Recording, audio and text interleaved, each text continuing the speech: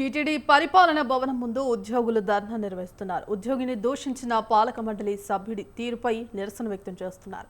TTD పాలక మండలి సభ్యుడు నరేష్ అక్కడున్న ఉద్యోగిని ప్రధాన ద్వారం వద్ద అసభ్య పదాచారంతో దూషించడాన్ని పలువురు తప్పుపడుతున్నారు. పాలక మండలి సభ్యుడు క్షమాపణ చెప్పడంతో పాటు అతడిపై చర్యలు తీసుకోవాలని టీటీడీ ఉద్యోగులు డిమాండ్ చేస్తున్నారు. టీటీడీ ఉద్యోగులు తమ విధులు నిర్వహించుకునేందుకు వీలుగా వారిపై చర్యలు తీసుకోవాలని కోరుతున్నారు. లేని పక్షంలో పాలక మండలికి వ్యతిరేకంగా ఉద్యమిస్తామని టీటీడీ ఉద్యోగులు హెచ్చరిక జారీ చేశారు.